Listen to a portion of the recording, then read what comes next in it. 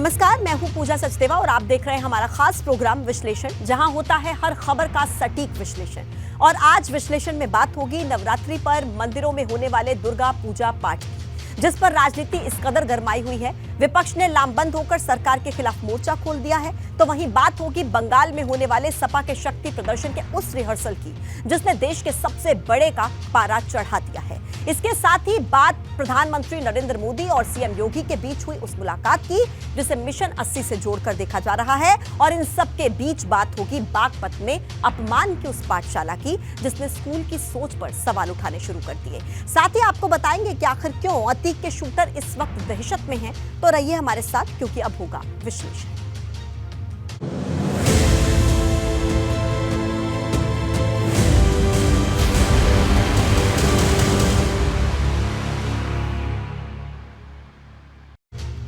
तो चलिए विश्लेषण में बात सबसे पहले सरकारी खर्चे पर पूजा पाठ, राजनीति घूमी डिग्री 360।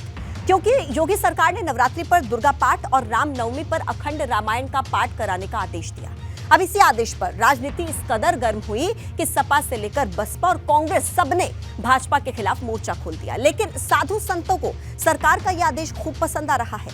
अब सवाल इस बात का है कि सरकार के इस फैसले से क्या सपा के रामचरितमानस वाले दांव के आगे एक बड़ी लकीर खींचना चाहती है? यह रिपोर्ट देखिए और समझिए कि किस कदर राजनीति गर्म है।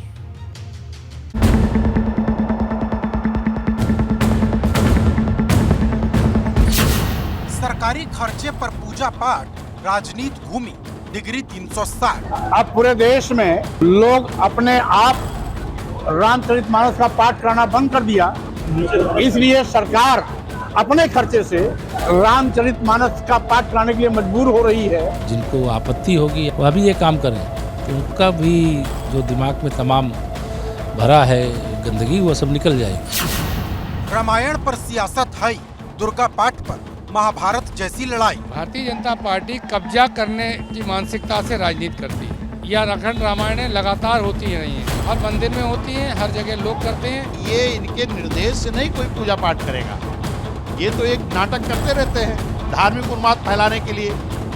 2024 की चुनावी जंग से पहले सूबे की योगी सरकार ने धर्म का ऐसा तड़का लगाया कि देश की राजनीति में भूचाल आ गया, क्योंकि सीएम योगी ने सरकारी खर्चे पर नवरात्रि पर हर दिन दुर्गा पाठ और रामनवमी पर अखंड रामायण के पाठ कराने का ऐलान किया है, जिस पर समूचा विपक्ष इस कदर गर्म हुआ कि लामबंद होकर मैदान में उतर आया। क्योंकि बसपा इसे उन्माद फैलाने की साजिश बता रही, तो कांग्रेस गरीबी और बेरोजगारी का पाठ याद दिला रही।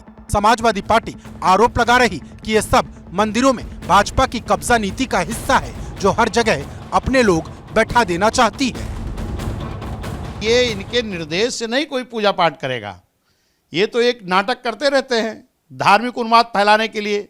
भाई मैं कह रहा हूँ, ये भारत देश विभिन्न धर्मों का देश है। जिसकी जहाँ आस्था विश्वास होगी, जिसकी आस्था विश्वास है, तो नवरात्र व्रत भी रहेगा, चालीसा भी पड़ेगा, नौ दुर्गा चालीसा भी पड़ेगा, उसमें इनके कहने थोड़ी ना कोई पड़ेगा। ये अपना आने वाला चुनाव को अपने पक्ष में करने की एक रणनीति है।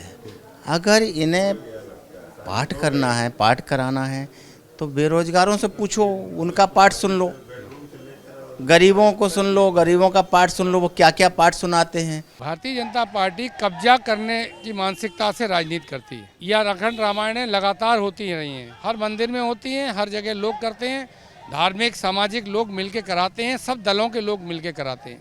तो ये हस्तक्षेप करना चाहते हैं हर चीज़ में, और अपना हस्तक्षेप रखना चाहते हैं, हर जगह अपना आदमी घुसाना चाहते हैं। लेकिन बड़ा सवाल इस बात का है कि क्या सरकारी खर्चे पर होने वाला यह अनुष्ठान सपा के रामचरितमानस वाले दांव का जवाब है, या फिर अपने इस ऐलान के जरिए भाजपा विपक्ष के सामने 24 की पिच पर एक बड़ी लकीर खींचना चाहती है? क्योंकि जब बात धर्म की आती है तो लड़ाई गंभीर हो जाती है। अब पूरे देश में लोग अपने आप रामचरितमानस का पाठ कराना बंद कर दिया, इसलिए सरकार अपने खर्चे से रामचरितमानस का पाठ कराने के लिए मजबूर हो रही है। जिनको आपत्ति होगी वह भी ये काम करें, तो उनका भी जो दिमाग में तमाम भरा है गंदगी, वो सब निकल जाएगी। विपक्ष के पास इसके अलावा काम ही क्या है? अब नवरात्रि में माता का पाठ नहीं होगा तो कब होगा? और हिंदुस्तान में नहीं होगा तो क्या पाकिस्तान में होगा? इसे लेकर सभी जिलाधिकारियों और मंडलायुक्त को निर्देश भी जारी कर दिए गए हैं। बाकायदा पर्यटन एवं संस्कृति विभाग ने इसके लिए एक बजट भी निर्धारित किया है। जब से योगी सरकार का यह फैसला आया है, इसे लेकर सियासत भी तेज है। सपा, बसपा, कांग्रेस के तमाम नेता इस पर सवाल उठा रहे हैं और इसे सरकार का एक राजनीतिक एजेंडा बता रहे हैं।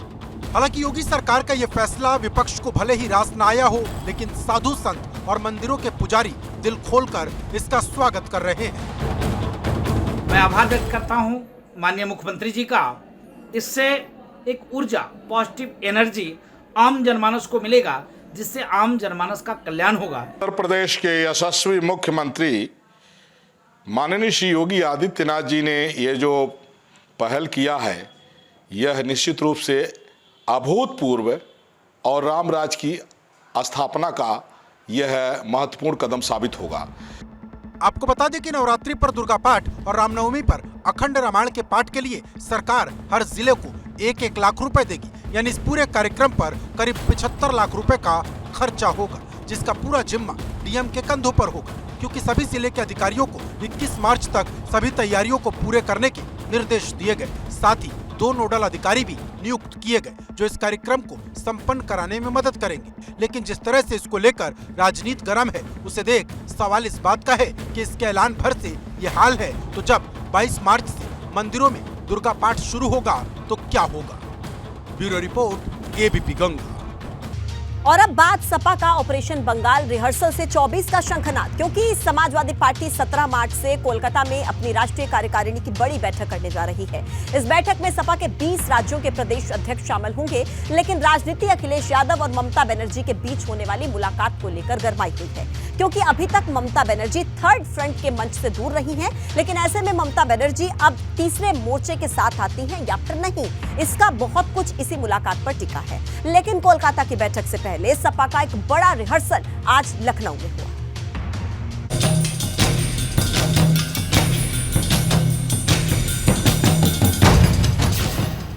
सपा का ऑपरेशन बंगाल रिहर्सल से 24 का शंखनाद।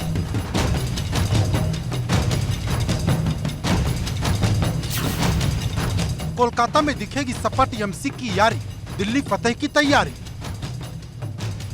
कोलकाता में होने जा रही समाजवादी पार्टी की राष्ट्रीय कार्यकारिणी की बैठक ने उत्तर प्रदेश का सियासी पारा गर्म कर दिया है, क्योंकि 11 साल के बाद ये पहली बार है जब समाजवादी पार्टी की राष्ट्रीय कार्यकारिणी कोलकाता में होने वाली है। लेकिन इस बैठक से पहले तीसरे मोर्चे को लेकर राजनीतिक हलचल तेज हो गई है, क्योंकि 17 मार्च को ममता बनर्जी और अखिलेश यादव के बीच एक बड़ी मुलाकात हो सकती है। ये मुलाकात इसलिए अहम मानी जा रही क्योंकि अब तक विपक्षी एकता के तमाम मंचों से ममता बनर्जी दूर नजर आई हैं, और अब अखिलेश के साथ होने वाली ये मुलाकात ममता बनर्जी को विपक्षी एकता के मंच पर ला सकती है।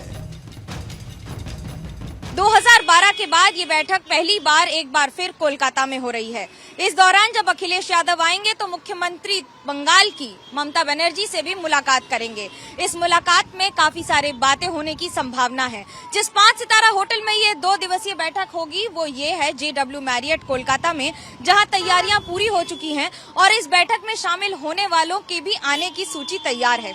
लेकिन इस बैठक में उन सारी चीजों पर मंथन होगा जो अभी पार्टी के लिए वर्तमान में समस्या का सबब बनी हुई है, यानी कि उत्तर प्रदेश की 80 सीटों पर कैसे बीजेपी को हराया जाए। सबसे पहला ये आने वाले दिनों में पार्टी की रणनीति क्या होगी लोकसभा चुनाव में, और कांग्रेस से दूरी बरकरार रखी जाएगी या थोड़ा सा उसके पास भी आया जाएगा, इस पर विचार विमर्श किया जाएगा। गौरतलब है कि अखिलेश यादव यूपी में जहां भाजपा को सभी 80 सीट पर चुनौती देने की बात कर रहे हैं, वहीं दिल्ली की घेराबंदी के लिए विपक्ष के तमाम दलों को साथ जोड़ने में लगे हैं। समाजवादी पार्टी का कार्यक्रम कलकत्ता में है। हमारी पार्टी के सभी नेता बैठेंगे और अपनी राय देंगे किस तरीके से उत्तर प्रदेश में भारतीय जनता पार्टी का मुकाबला किया जाए। अगर भारतीय जनता पार्टी का ब्लूप्रिंट है 80 लोकसभा जीतने का, तो समाजवादियों का भी ब्लूप्रिंट ये होगा कि 80 लोकसभा कैसे हराएंगे।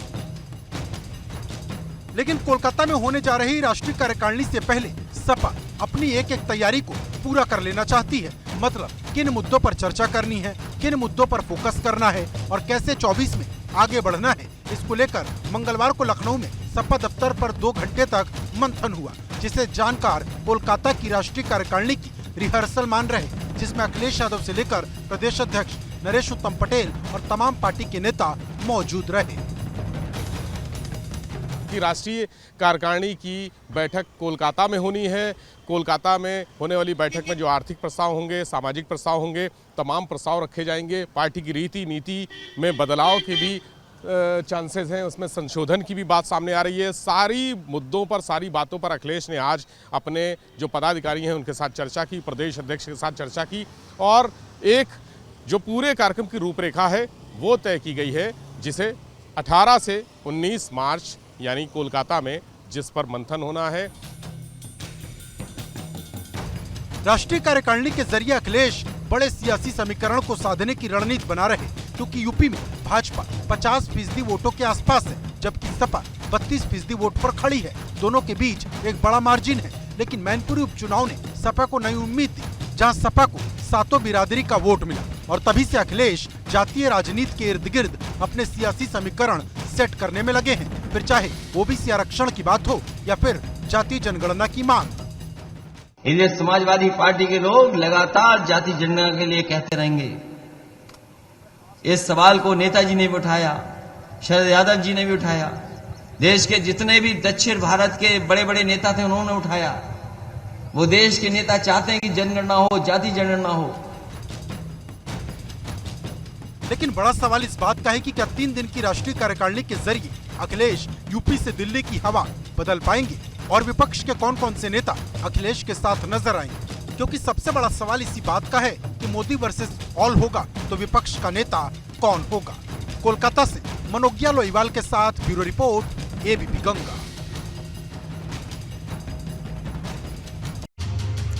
और अब बात प्रधानमंत्री नरेंद्र मोदी से सीएम योगी की मुलाकात की, क्योंकि आज दिल्ली में पीएम मोदी से सीएम योगी की काफी देर तक मुलाकात हुई है। इस मुलाकात को यूपी में भाजपा के मिशन 80 की तैयारी के मिशन से जोड़कर देखा जा रहा है। सूत्रों से मिली जानकारी के मुताबिक पीएम मोदी और सीएम योगी के बीच जहां यूपी की हारी हुई सीट पर कमल खिलाने की चर्चा हुई, तो वहीं संगठन में फेरबदल को लेकर भी बड़ी बात हुई है। लेकिन भाजपा के लिए सबसे बड़ी सिरदर्दी यूपी की वो हारी हुई सीटें हैं जिन्हें भाजपा 2019 में हार गई।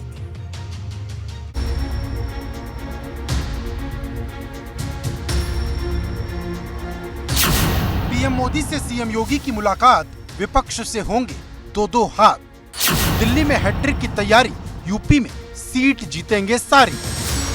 भाजपा ने यूपी में अपने लिए सभी 80 सीट पर कमल खिलाने का लक्ष्य तय किया है, जिसकी जिम्मेदारी खुद सीएम योगी ने अपने कंधों पर उठाई है, क्योंकि यूपी में 80 सीट जीतने का दावा सबसे पहले सीएम योगी ने ही किया था। और अब यूपी में भाजपा की तैयारी किस तरह से चल रही, इसका पूरा ब्यौरा सीएम योगी ने पीएम मोदी को दे दिया है, क्योंकि मंगलवार को सीएम योगी दिल्ली पहुंचे, जहां उनकी मुलाकात पीएम मोदी के साथ हुई। दोनों नेताओं के बीच करीब 1 घंटे तक यूपी को लेकर मंथन हुआ।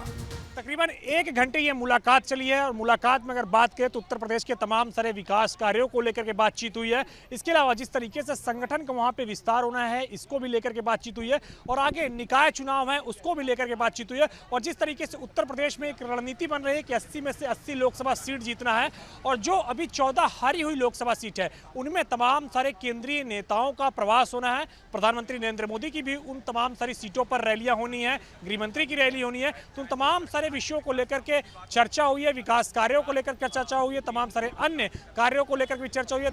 सूत्रों से मिली जानकारी के मुताबिक पीएम मोदी और सीएम योगी के बीच जहां यूपी की हारी हुई सीट पर कमल खिलाने की चर्चा हुई, वहीं संगठन में फेरबदल को लेकर भी बड़ी बात हुई। लेकिन भाजपा के लिए सबसे बड़ी सिरदर्दी यूपी की वो हारी हुई सीट है जिन्हें भाजपा 2019 में हार गई थी। इन्हीं हारी हुई सीट को लेकर हाल ही में भाजपा के राष्ट्रीय महामंत्री सुनील बंसल ने भी यूपी आकर बड़ी बैठक की थी और उसकी पूरी रिपोर्ट दिल्ली जाकर बड़े नेताओं को दी थी।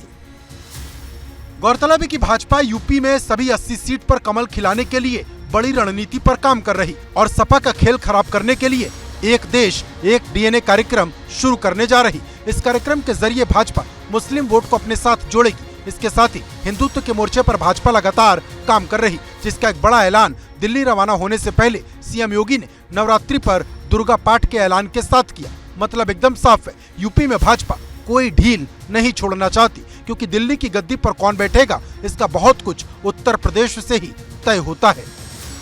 दिल्ली से अविनाश तिवारी, एबीपी गंगा। और अब बात ऑपरेशन मिट्टी के शिकंजे में शूटर बुलडोजर वाला अल्टीमेटम। अतीक के गुर्गों की लिस्ट तैयार हो चुकी है क्योंकि उमेश पाल हत्याकांड के 18 दिन गुजर चुके हैं, लेकिन अतीक के शूटर्स का कोई अता पता नहीं। ऐसे में प्रशासन और पुलिस ने मिलकर बुलडोजर एक्शन का प्लान बना लिया है। देखिए इस रिपोर्ट।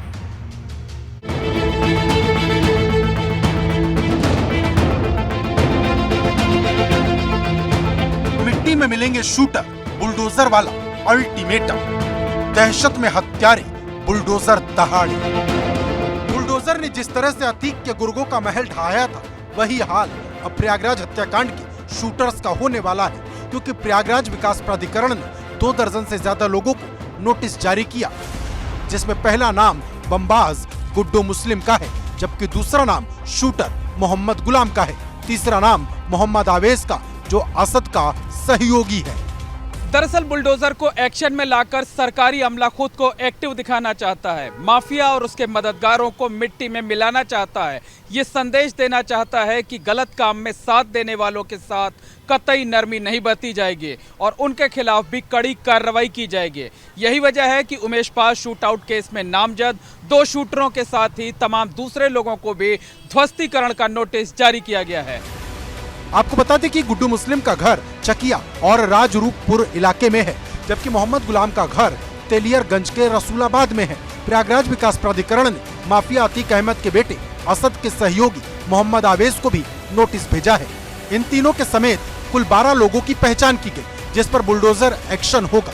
इन सभी से प्रयागराज विकास प्राधिकरण ने नोटिस भेजकर अवैध निर्माण पर जवाब मांगा है। अगर नोटिस का संतोषजनक जवाब नहीं दिया गया तो बाहुबली बुलडोजर इन सभी के घरों को मिट्टी में मिला देगा। इधर इस हत्याकांड के सभी 5 आरोपियों के खिलाफ इनाम की राशि को 2.5 लाख रुपए से बढ़ाकर 5 लाख रुपए कर दिया गया। यानी अब 5 आरोपियों के खिलाफ 5-5 लाख रुपए का इनाम है। लेकिन शूटर्स में सबसे बड़ा डर बुलडोजर के एक्शन का है। लेकिन सवाल इस बात का, क्या बुलडोजर के डर से शूटर सरेंडर करेंगे? प्रयागराज से मोहम्मद मोइन, एबीपी गंगा। तालिबानी सोच पर सवाल, दिखाएंगे आपको पूरा विश्लेषण एक छोटे से ब्रेक के उस पार। और अब बात तालिबानी सोच पर सवाल, स्कूल में बच्चों के कटे बाल। क्योंकि जब दुनिया के कई देशों में शिक्षा फ्री हो और यूपी के एक स्कूल में बच्चों के बाल इसलिए काट दिए जाएं कि उन्होंने 2 महीने की फीस ना भरी हो, तो सवाल गंभीर हो जाते हैं। क्योंकि बागपत के चाइल्ड एकेडमी में 6ठी और 7वीं के मासूम बच्चों के साथ स्कूल प्रबंधन ने तालिबान जैसा बर्ताव किया।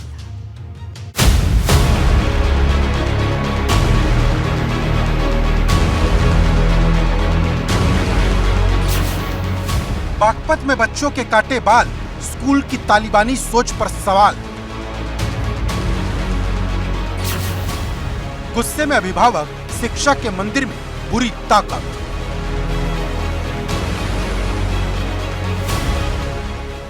ऐसा दुनिया के किसी मुल्क में नहीं हुआ होगा जैसा बागपत के होली चाइल्ड एकेडमी ने इन मासूम बच्चों के साथ की, क्योंकि इन बच्चों की खता सिर्फ इतनी थी कि 2 महीने की फीस जमा नहीं हुई थी, जिस पर स्कूल प्रबंधक इस कदर गुस्साया कि भरी क्लास में इन बच्चों के सिर पर उस तरह चला दिया।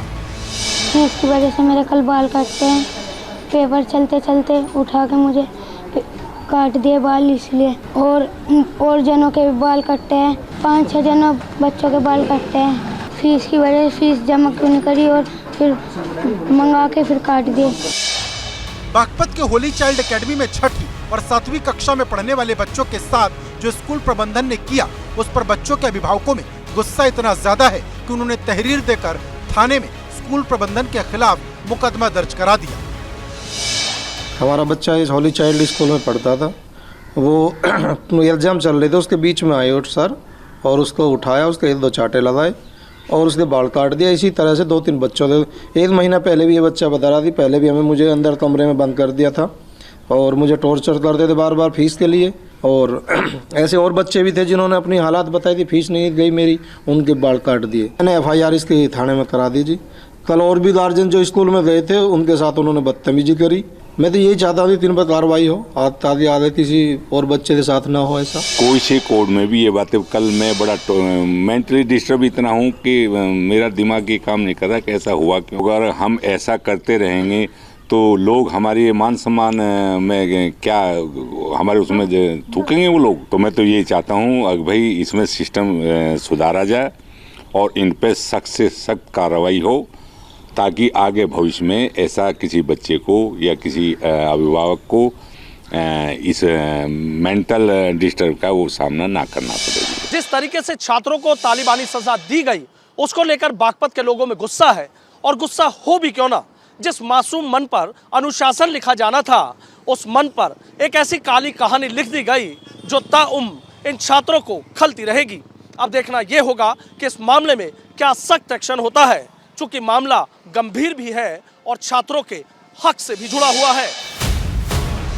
जिन बच्चों के बाल काटे गए वो बुरी तरह से आहत हैं, लेकिन बड़ा सवाल इस बात का कि जब दुनिया के 39 देशों में शिक्षा पूरी तरह से फ्री है और उत्तर प्रदेश के बागपत में भरी क्लास में बच्चों के बाल सिर्फ इसलिए काट दिए गए कि उनके अभिभावकों ने 2 महीने की फीस न भरी हो, तो सवाल गंभीर हो जाते हैं, क्योंकि ऐसी सजा तो सिर्फ तालिबान में ही दी जा सकती है। Bureau report, ABP Ganga.